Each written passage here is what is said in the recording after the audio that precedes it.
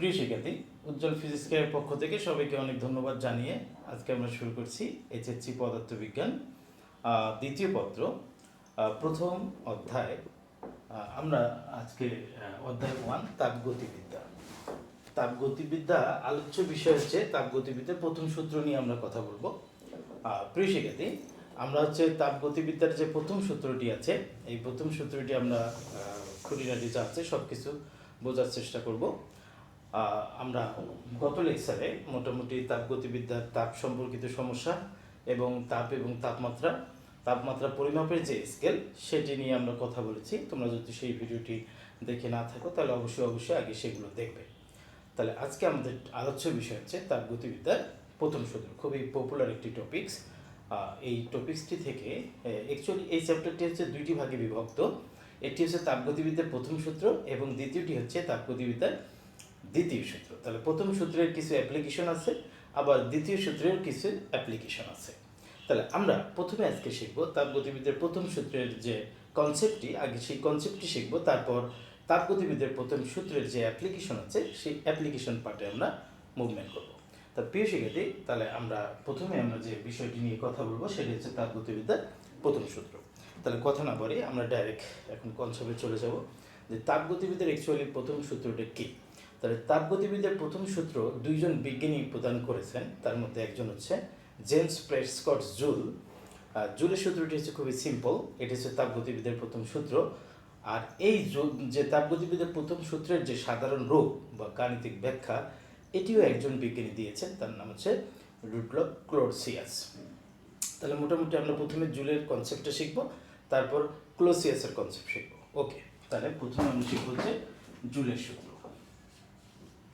জুলের সূত্র, তাহলে প্রিয় শিক্ষার্থী, জুলের সূত্রটা কীরকম?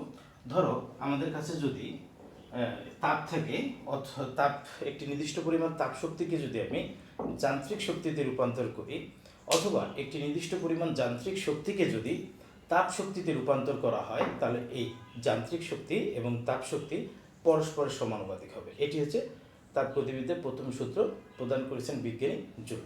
তাহলে ধরো যান্ত্রিক শক্তি হচ্ছে ডাব্লু আর তাপ শক্তি হচ্ছে এইচ। তাহলে ডাব্লু মানে কি? ডাব্লু মানে হচ্ছে যান্ত্রিক শক্তি আর এইচ মানে হচ্ছে তাপ শক্তি। তাহলে একটি নির্দিষ্ট পরিমাণ যান্ত্রিক শক্তিকে যদি আমি সম্পূর্ণরূপে তাপ শক্তিতে রূপান্তর করি, অথবা একটি নির্দিষ্ট পরিমাণ তাপ শক্তি যদি সম্পূর্ণরূপে যান্ত্রিক শক্তিতে যদি রূপান্তরিত হয়, তাহলে এই যান্ত্রিক শক্তি এবং তাপ শক্তি এরা পরস্পরের সমানুপাতিক হবে। তাহলে এরা পরস্পরে কী হবে? সমানুপাতিক হবে। এবং প্রিয় শিক্ষার্থী, এখানে দুইটা জিনিস আছে, একটা হচ্ছে ডাব্লু, এটি হচ্ছে যান্ত্রিক শক্তি, আর এইচ হচ্ছে তাপ শক্তি। তাহলে এই যান্ত্রিক শক্তি এবং তাপ শক্তি, যান্ত্রিক শক্তিকে তোমরা চাইলে কাজও বলতে পারো। তাহলে যান্ত্রিক শক্তি এবং তাপ শক্তির মধ্যে সম্পর্কিত যে সূত্র, সেই সূত্রটিকে আমরা বলি জুলের সূত্র। এটি হচ্ছে তাপগতিবিদ্যার প্রথম সূত্র, বিজ্ঞানী প্রদান করেছেন জুল। সূত্রটি কি? নির্দিষ্ট পরিমাণ যান্ত্রিক শক্তিকে যদি সম্পূর্ণরূপে তাপ শক্তিতে রূপান্তর করা হয়, অথবা একটি নির্দিষ্ট পরিমাণ তাপ শক্তি যদি সম্পূর্ণরূপে যান্ত্রিক শক্তিতে রূপান্তরিত হয়, তাহলে এরা পরস্পর সমানুপাতিক হবে।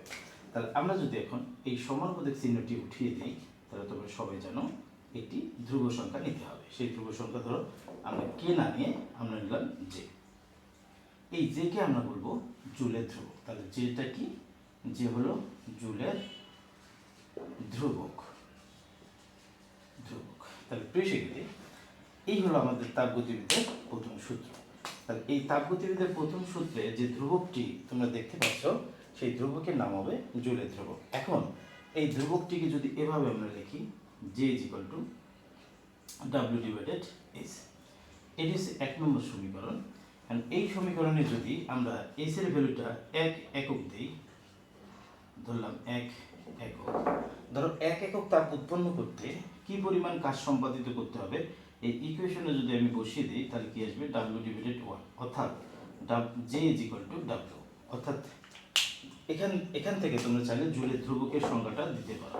অর্থাৎ 1 একক তাপ উৎপন্ন করতে যে পরিমাণ কাজ সম্পাদিত হবে, অর্থাৎ 1 একক তাপ উৎপন্ন করতে যে পরিমাণ কাজ সম্পাদিত হবে, তাকেই আমরা অ্যাকচুয়ালি জুলের ধ্রুবক বলবো।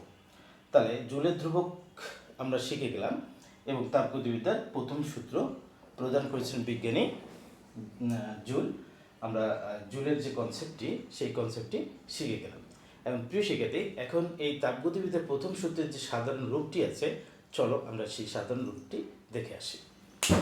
সাধারণ রূপটি খুবই সিম্পল। এরকম বিষয়টি, ধরো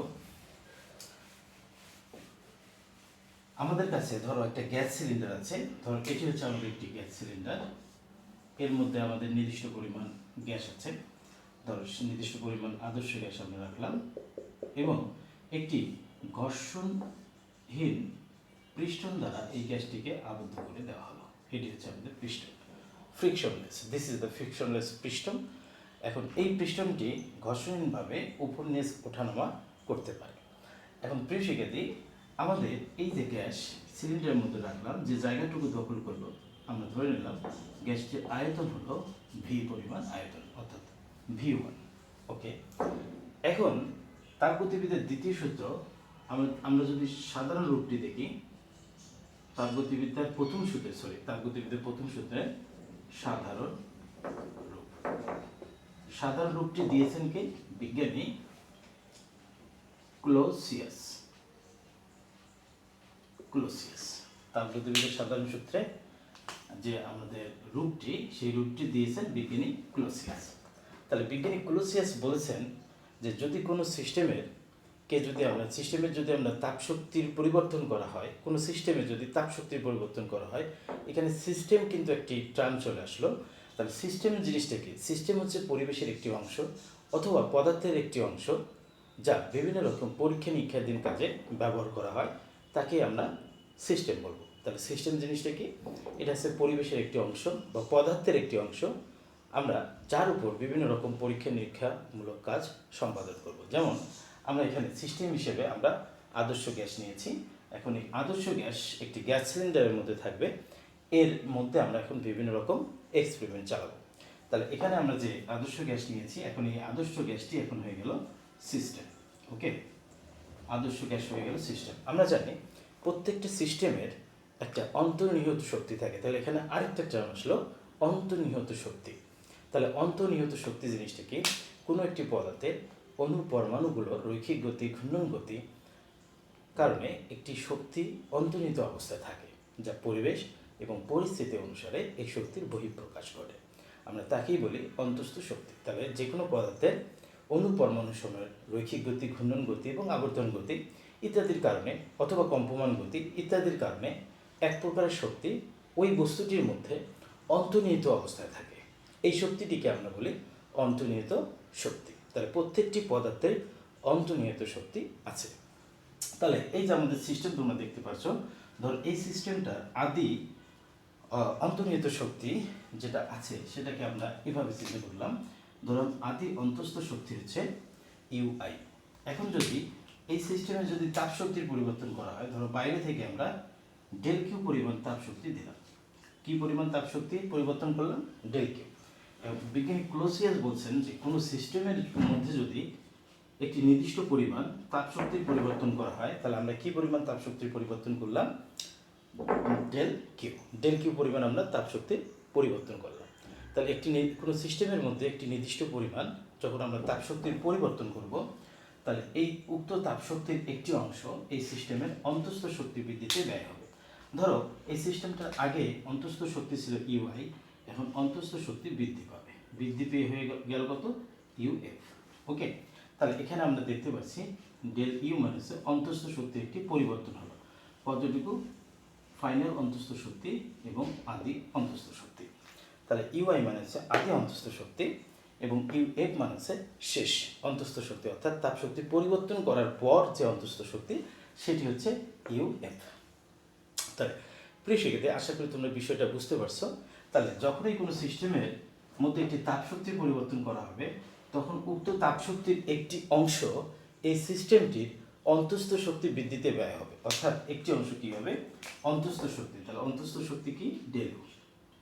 তাহলে একটি শক্তি যে পরিমাণ তাপ শক্তি পরিবর্তন করলাম তার একটা অংশ অন্তস্থ শক্তি পরিবর্তনে ব্যয় হবে এবং বাকি যে অংশটুকু থাকবে সেই বাকি অংশটুকু বহিস্থ কাজ সম্পাদনে ব্যবহৃত হবে। অর্থাৎ এখন দেখো, যখন আমরা সিস্টেমের তাপ শক্তি পরিবর্তন করব তখন এই সিস্টেমের যে অণুপরমাণুগুলো আছে অর্থাৎ গ্যাসের যে অণুপরমাণুগুলো এদের কিন্তু গতিশক্তি বেড়ে যাবে, অর্থাৎ ছোটাছুটি বেড়ে যাবে। এখন এরা কি করবে, এই পাত্রকে লম্বভাবে বল প্রয়োগ করবে, অর্থাৎ এই সিস্টেমের উপর লম্বভাবে বল প্রয়োগ করবে। যদি সিস্টেমের উপর লম্বভাবে বল প্রয়োগ করে তাহলে এখন এই সিস্টেমটা কি হবে, এই সিস্টেমের পিস্টন যেহেতু ফ্রিকশনলেস, এই পিস্টনটা একটু উপরে উঠে যাবে। তাহলে পিস্টনটা ধরো এই জায়গায় চলে আসলো, ওকে, পিস্টন এখন কোথায় চলে আসলো, এই জায়গায় আসলো। এখন কি হবে, এখন এখান থেকে একটা স্মরণ ঘটলো, ধরুন সেই স্মরণটি হচ্ছে ডিএক্স। তাহলে এই সিস্টেমটির আদি আয়তন ছিল V1, এখন আয়তন হয়ে গেল V2। তাহলে এখানে আমরা দেখতে পাচ্ছি একটি বল আছে এবং একটি স্মরণ আছে, তার মানে এখানে একটি কাজ সম্পাদিত হলো। কি সম্পাদিত হলো, কাজ। কতটুকু কাজ সম্পাদিত হলো, ধরলাম আমরা ডেল ডাব্লিউ পরিমাণ কাজ সম্পাদিত হলো। প্রিয় শিক্ষার্থী, অ্যাকচুয়ালি এটি হচ্ছে আমাদের তাপগতিবিদ্যার প্রথম সূত্রের সাধারণ রূপ। কেন কাজ সম্পাদিত হবে, কারণ আমরা যখন অন্তঃস্থ সিস্টেমের মধ্যে তাপ শক্তির পরিবর্তন করব তার একটি অংশ অন্তঃস্থ শক্তি বৃদ্ধিতে ব্যয় হবে, যার কারণে গ্যাসের অণুগুলো ছোটাছুটি বৃদ্ধি পাবে এবং অণুগুলো এই পিস্টনের উপর এর পরিমাণ বল দেবে, যার কারণে এই পিস্টনটি উপরে উঠবে। স্মরণ হবে কত, ডিএক্স। তাহলে আমরা যদি কাজ মানে কি, বল গুণন স্মরণ। এই কারণে ডেল ডাব্লিউ পরিমাণ কাজ হলো বল ইন্টু ডিএক্স মানে হচ্ছে স্মরণ।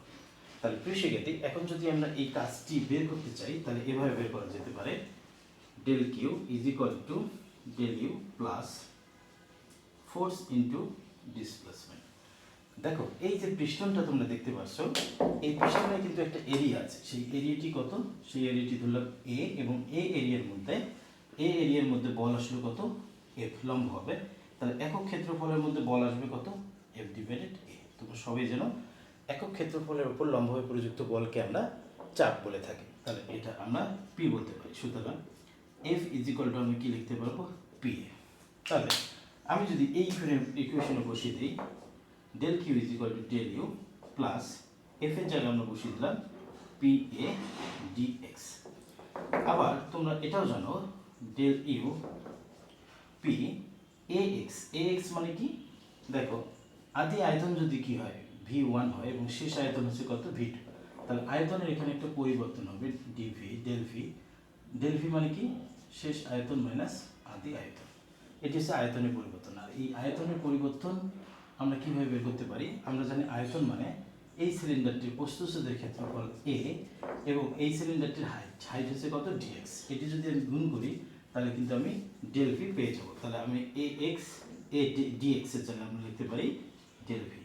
তাহলে প্রিয় শিক্ষার্থী, এটি অ্যাকচুয়ালি তাপগতিবিদ্যার প্রথম সূত্রে সাধারণ রূপের বিস্তারিত রূপ, আর এটি হচ্ছে নরমাল। তাহলে কি হলো, যখনই কোনো সিস্টেমের মধ্যে ডিগ্রি পরিমাণ তাপশক্তির পরিবর্তন করা হবে তখন উক্ত তাপশক্তির একটি অংশ সিস্টেমের অন্তঃস্থ শক্তি বৃদ্ধিতে ব্যয় হবে এবং বাকি অংশ কি করবে, বহিস্থ কাজ সম্পাদনে ব্যয় হবে। সেই বহিস্থ কাজ হচ্ছে ডেল ডাব্লিউ। এখন ডেল ডাব্লিউকে কীভাবে লিখতে পারবো, এফ ডিএক্স। আবার এফ মানে আমরা কি লিখতে পারবো, পি এ। আবার এ ডিএক্স কে লিখতে পারবো ডেল ভি। আবার তোমরা চাইলে এটাও করতে পারো, ডেল কিউ ডেল ইউ এর জায়গায় আমরা কি লিখতে পারি, ফাইনাল অন্তঃস্থ শক্তি আদি অন্তঃস্থ শক্তি plus P plus del V. আবার এটাকে চাইলে তোমরা এভাবে লিখতে পারো, U F minus U I plus P into V two minus V one. তাহলে প্রিয় শিক্ষার্থী, এগুলো সবগুলোই কিন্তু আমরা লিখতে পারবো। তাহলে প্রিয় শিক্ষার্থী, আশা করি তোমরা বুঝতে পারছো এটি অ্যাকচুয়ালি ছিল তাপগতিবিদ্যার প্রথম সূত্রের সাধারণ রূপ। তাহলে আমরা কি শিখলাম, আজকে আমরা তাপগতিবিদ্যার প্রথম সূত্র নিয়ে আলোচনা করলাম। প্রথম সূত্র দুইজন বিজ্ঞানী প্রদান করেছেন, একজন বিজ্ঞানী হচ্ছে জেমস প্রেসকট জুল।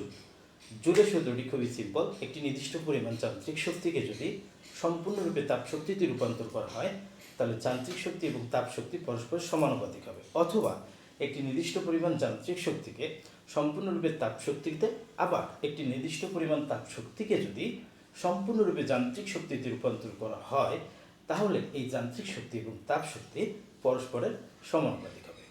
তার প্রিয় শিক্ষার্থী, এটি ছিল কিন্তু হচ্ছে জুলের সূত্র। যদি 1 নম্বরে আসে যে তাপগতিবিদ্যার প্রথম সূত্রটি লেখো, তাহলে তোমরা জুলের সূত্রটি লিখবে। কেন, জুলের সূত্রটি খুবই সিম্পল, একবারে তোমরা লিখতে পারবে।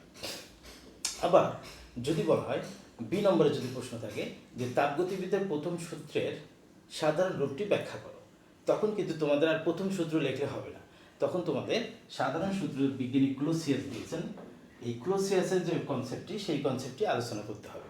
তখন কি বলবে যে বিজ্ঞানী ক্লোসিয়াসের মতে যদি কোনো সিস্টেমের একটি নির্দিষ্ট পরিমাণ শক্তির পরিবর্তন করা হয়, তাহলে উক্ত তাপশক্তির, অর্থাৎ কোনো সিস্টেমে যদি একটি নির্দিষ্ট পরিমাণ তাপশক্তির পরিবর্তন করা হয়, তাহলে উক্ত তাপশক্তির একটি অংশ সিস্টেমের অন্তঃস্থ শক্তি বৃদ্ধিতে ব্যয় হবে এবং বাকি অংশ বহিস্থ কাজ সম্পাদনে ব্যয় হবে। আবার এই যে বিস্তারিত যে ব্যাখ্যাটা তোমরা এই পর্যন্ত লিখবে। এতটুকু নাও আসতে পারলে তোমরা মোটামুটি এই 2 লাইন পর্যন্ত কাভার করবে, যেহেতু 2 মার্কের কোশ্চেন, তাহলে তোমরা যদি এই 2 লাইন পর্যন্ত লিখে যদি আসো, তারপর তোমরা 2 পাবে। প্রিয় শিক্ষার্থী, সবাইকে অনেক ধন্যবাদ জানিয়ে আজকে এ পর্যন্ত রাখছি। যদি ভিডিওটি ভালো লাগে তাহলে অবশ্যই লাইক, শেয়ার অ্যান্ড কমেন্ট করতে বলবে না। আর নেক্সট ভিডিওতে আমরা এর পরবর্তী যে পার্টটি আছে সেটি আমরা বিস্তারিত আলোচনা করব। সবাইকে অনেক ধন্যবাদ।